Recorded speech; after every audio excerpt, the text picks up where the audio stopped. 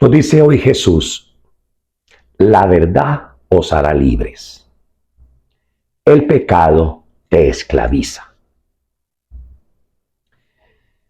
El ser humano posee tres facultades, o como diría San Agustín, tres potencias: la memoria, la inteligencia y la voluntad. Estos tres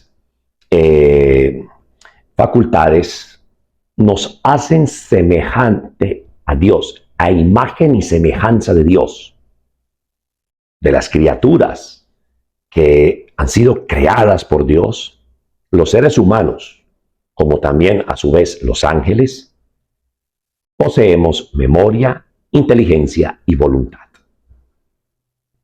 El pecado contamina, esclaviza la memoria, la inteligencia y la voluntad.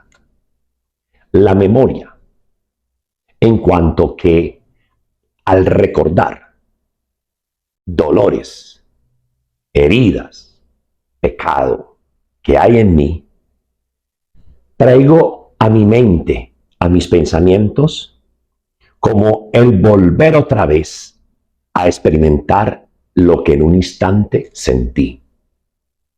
Me explico. Una ira con rabia porque alguien me haya ofendido o hayan cometido algo en contra mío o de mi familia, la memoria se contamina. En la medida que yo no supero esa ira, que de hecho la ira traerá otros, de ahí se derivan otros vicios, resentimientos e incluso hasta el odio o venganza.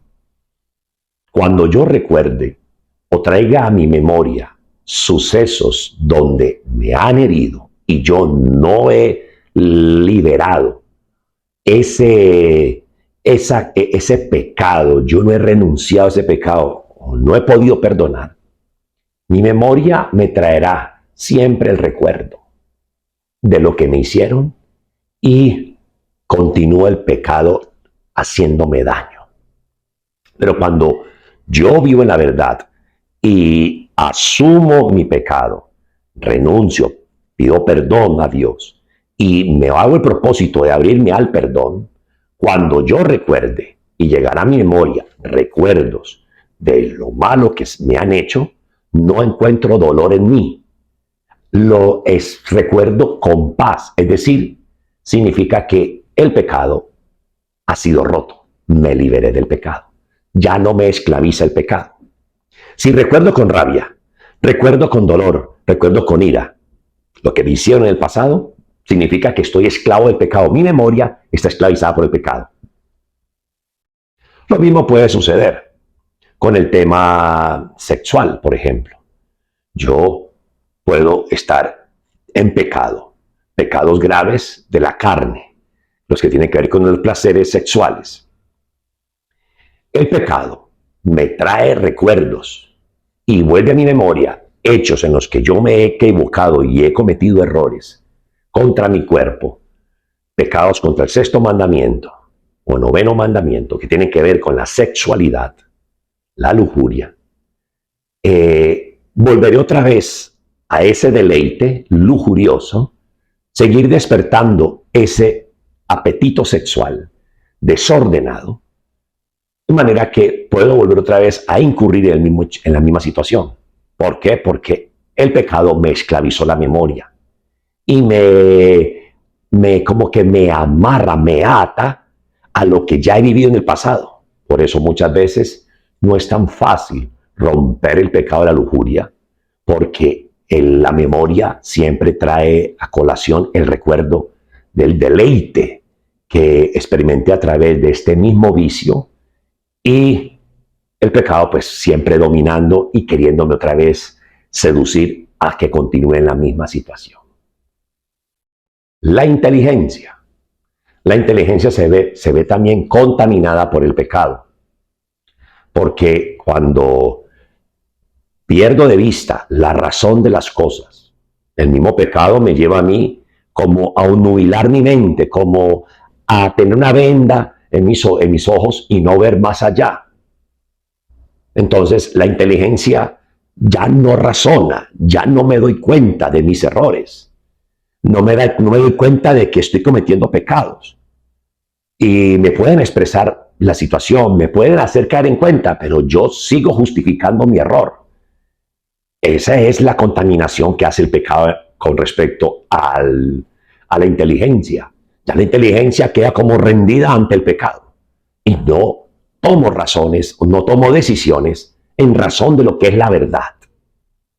Y así entonces me mantiene atado a la inteligencia. Ya me cuesta razonar, me cuesta reconocer mi error, me cuesta entrar en razón del pecado que hay en mi vida, porque mi inteligencia está viciada por la misma esclavitud del pecado. Y es donde la persona, que a veces sabiendo lo que no le conviene, sigue allí, atado. No encuentra razones poderosas para tomar conciencia de que no es el camino adecuado.